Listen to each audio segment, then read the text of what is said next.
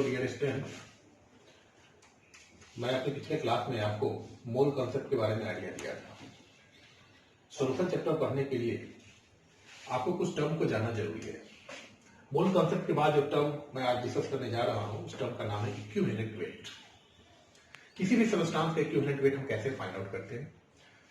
जब हम equivalent weight निकालना सीख लेंगे तो सोल्यूशन में जो भी न्यूमेरिकल्स हैं वो बनाने में आपको सहूलियत होगी। So see how we can calculate the equivalent weight of any substance. मैं आपको सिर्फ फॉर्मूला यहां दूंगा और इस फॉर्मूला से रिलेटेड कुछ क्वेश्चन आज मैं आपसे करवाऊंगा। So equivalent weight of any substance is calculated by the formula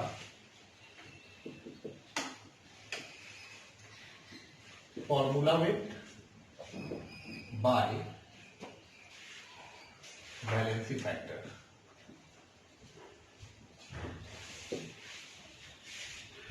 बहुत सारे बच्चों को एक कंफ्यूजन होता है फॉर्मूला वेट क्या होता है। फॉर्मूला वेट को पहले आप समझ लीजिए, फिर मैं आपको वैलेंसी फैक्टर बताऊंगा, देन हम लोग इक्विवेलेंट वेट को समझेंगे।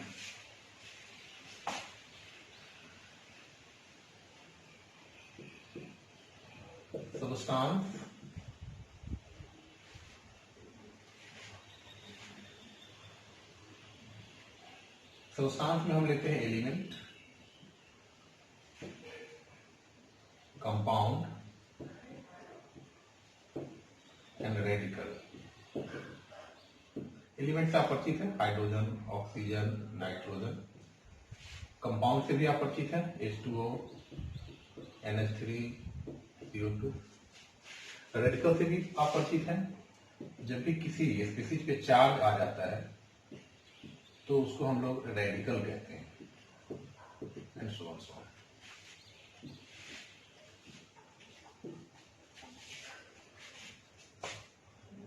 यहां पे मैं जो टेबल में ले रहा हूं इसकी स्मॉलेस्ट पार्टिकल है।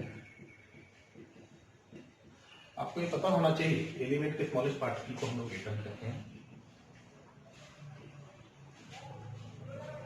कंपाउंड के स्मॉलेस्ट पार्टिकल को हम लोग मॉलिक्यूल्स कहते हैं, और रेडिकल के स्मॉलेस्ट पार्टिकल को हम लोग आयन कहते हैं।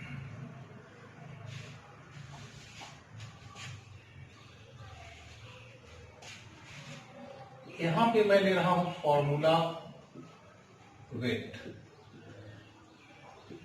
देखो बच्चों, यहां आपको समझना है एटम के केस में एटम का जो एटॉमिक वेट होता है वही फॉर्मूला वेट के इक्विवेलेंट होता है। अगर हम एटम की बात करेंगे तो atomic weight of atom is equivalent to formula weight. जब हम किसी मॉलिक्यूल्स की बात करेंगे तो उसका जो मॉलिक्यूलर वेट होगा वो उसके फॉर्मूला वेट के बराबर होगा। और जब मैं किसी आयन के बारे में बात करूंगा तो आयन का जो आयनिक वेट होगा that is known as formula weight. इस टेबल को आपको समझना है। फॉर्मूला वेट, इस फॉर्मूला वेट में ये तीन टर्म्स आते हैं। एटम के केस में एटॉमिक वेट, मॉलिक्यूल्स के केस में मॉलिक्यूलर वेट, और आयन के केस में आयनिक वेट। अगर आपको किसी एटम का इक्विवेलेंट वेट निकालना है तो फॉर्मूला वेट की जगह पे उसका एटॉमिक वेट लीजिएगा, मॉलिक्यूल्स का निकालना है तो मॉलिक्यूलर वेट, और आयन का निकालना है तो आयनिक वेट। तो इस टर्म से आप परिचित हो गए। हम लोग थोड़ा सा वैलेंसी फैक्टर के बारे में जानेंगे। ये वैलेंसी फैक्टर क्या है? वैलेंसी फैक्टर से पहले आप इसको नोट कर लें, अच्छी तरह आप इसको नोट कीजिए।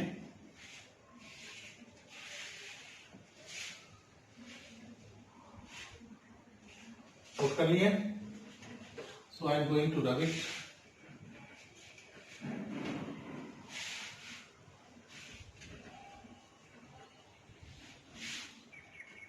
वैलेंसी फैक्टर क्या है?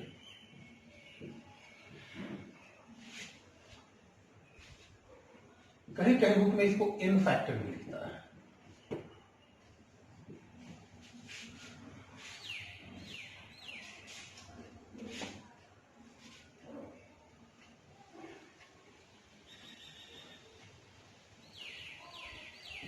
Atom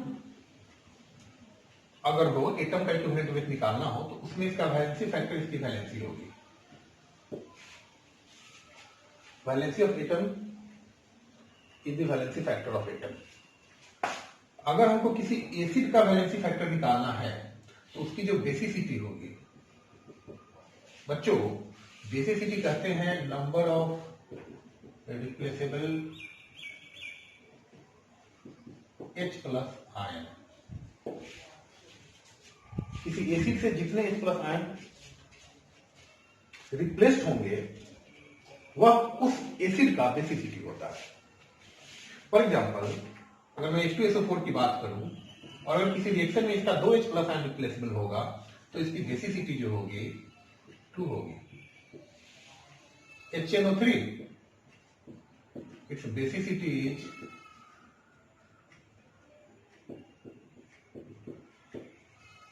1 if it has one replaceable H plus ion. Similarly, HCl its basicity is also 1. अगर मैं किसी बेस की अगर बात करूं तो बेस की जो एसिडिटी होती है वो वैलेंसी फैक्टर होता है। ये क्या होता है? Number of replaceable OH minus ion. For example CaOH whole twice is a base and when it participates in chemical reaction then there may be possibility that it may replace 2 OH minus ion, so its acidity is 2. Aluminum hydroxide, its acidity is 3. Ammonium hydroxide, its acidity is 1. आपको valency factor समझना है। अगर कोई atom हो तो उस atom की जो वैलेंसी होगी that will B it's valency factor. Acid हो तो उसका बेसिसिटी आपको देखना है, बेस हो तो उसकी एसिडिटी आपको चेक करनी है। और अगर कोई सॉल्ट हो, सॉल्ट के केस में क्या करना है? The total number of positive और negative charge present on the radical, that will be the valency factor. For example, NaCl is a salt. आप जानते हो NaCl में क्या होता है? Na पे कितना चार्ज होता है? +1, Cl पर -1, so its valency factor is 1. आपको सिर्फ कटायन या अनायन किसी के चार्ज को आपको देख काउंट करना है। कटायन पे 1 पॉजिटिव चार्ज है, so valency factor is 1. Calcium chloride, आप जानते हैं कैल्शियम पे +2 चार्ज होता है, so it's valency factor is 2.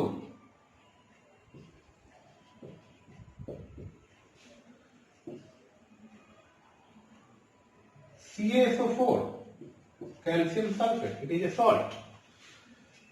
आप जानते हो कैल्शियम पे +2 charge, again it's valency factor is 2.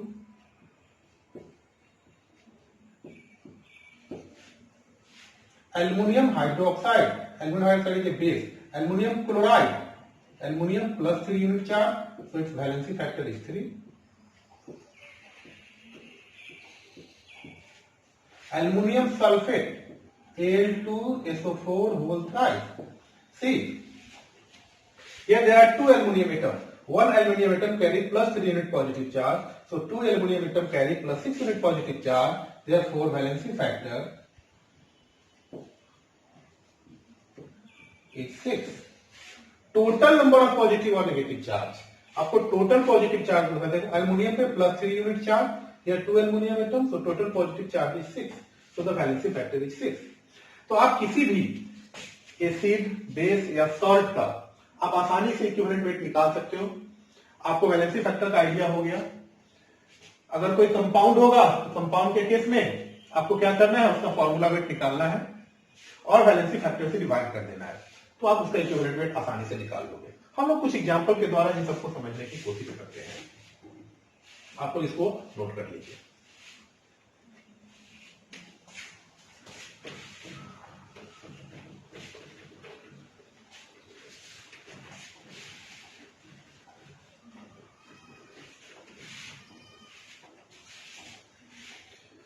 चलिए हम लोग कुछ एग्जांपल देखते हैं। तो फर्स्ट ऑफ ऑल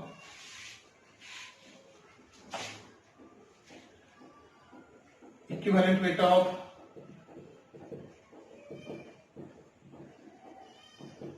H2SO4।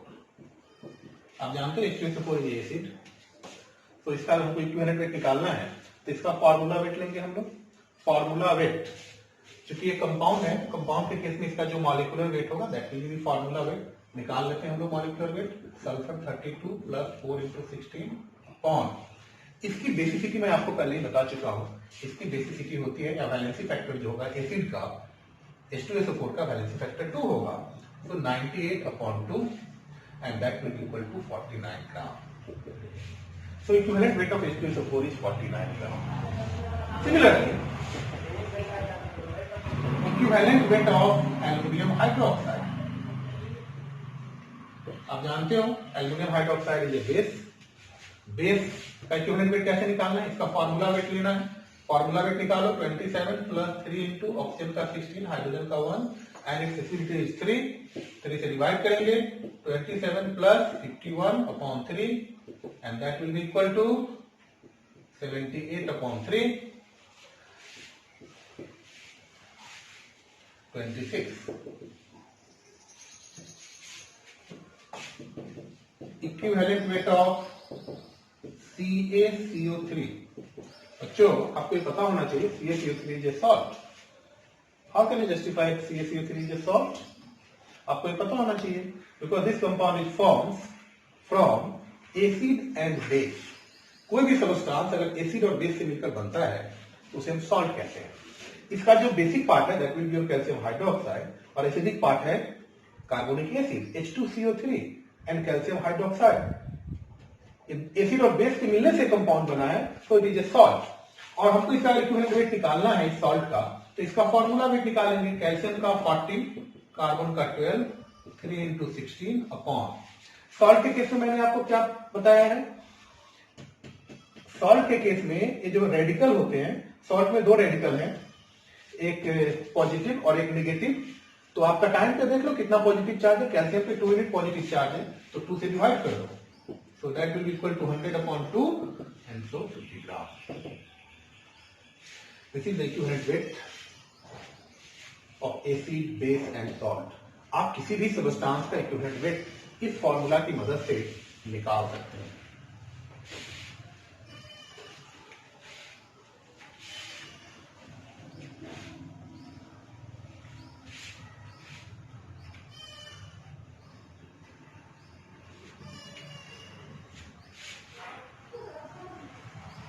अगर मैं इक्विवेलेंट वेट आपको कहूं निकालने के लिए, equivalent weight of Al2SO4 whole thrice, how you can calculate the equivalent weight of this compound?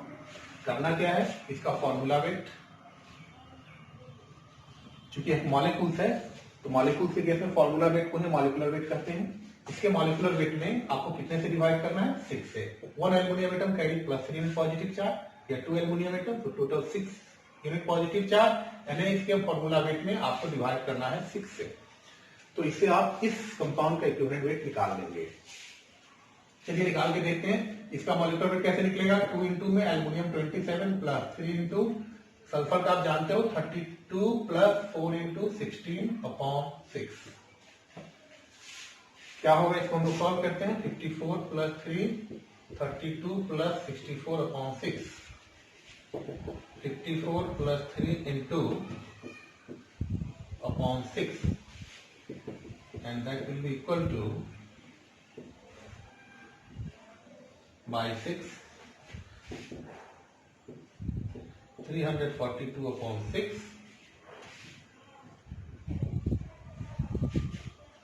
6 5 ja 30 remaining 4 42 6 7 ja 42 and so 57 gram. This is the equivalent weight of aluminum sulfate. बच्चों आपको मैंने equivalent weight निकालना सिखाया। Simple compounds के equivalent weight कैसे निकाले जाते हैं। वैसे इक्विवेलेंट वेट निकालने का और भी बहुत सारे फॉर्मूला है, तो फॉर्मूला के द्वारा भी आप इक्विवेलेंट वेट निकाल सकते हैं। तो हम लोग देखते हैं किसी एलिमेंट का इक्विवेलेंट वेट कैसे निकाला जाता है।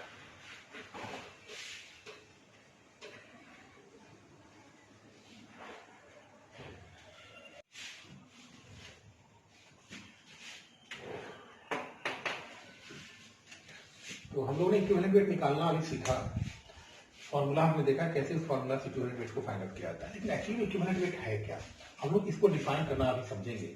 तो इक्विवेलेंट वेट जो है किसी भी सबस्टांस का इक्विवेलेंट वेट हम लोग किसी एलिमेंट के रिस्पेक्ट में निकालते हैं। अभी हम लोग इक्विवेलेंट वेट को डिफाइन करेंगे। What is the definition? So the definition of equivalent weight is that weight of element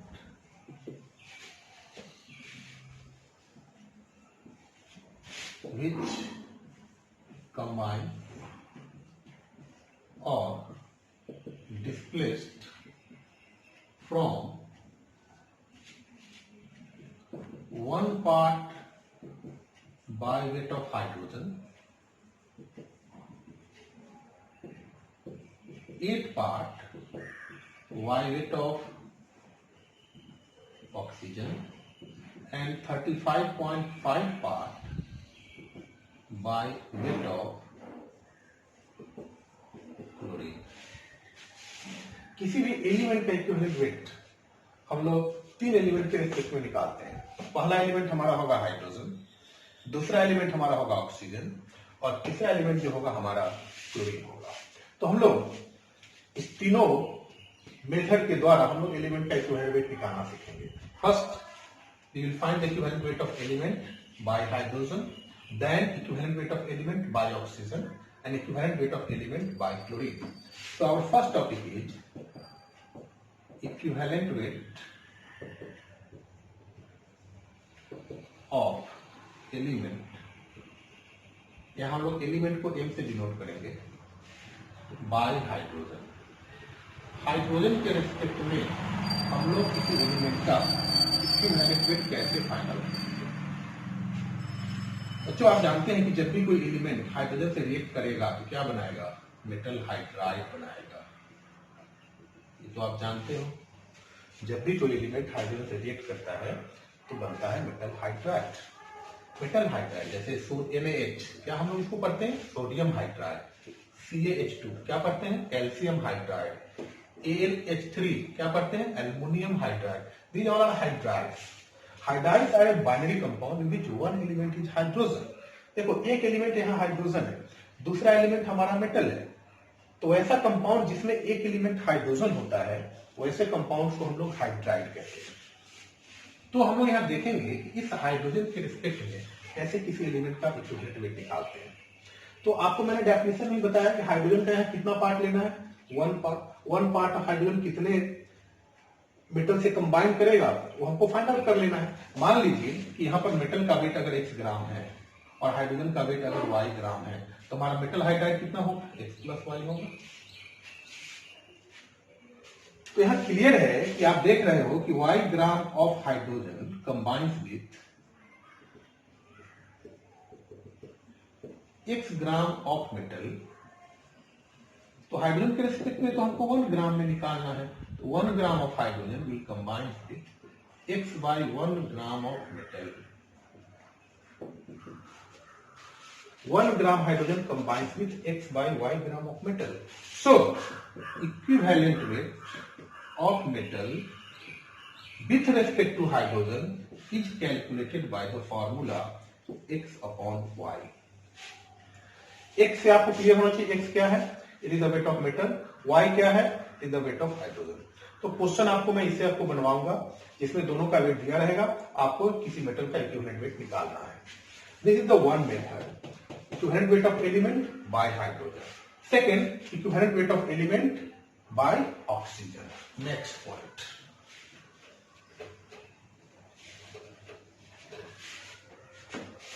second point is equivalent weight of element by oxygen। Oxygen के रिस्पेक्ट में इक्विवेलेंट वेट कैसे निकाला जाता है ये हम लोग देखते हैं।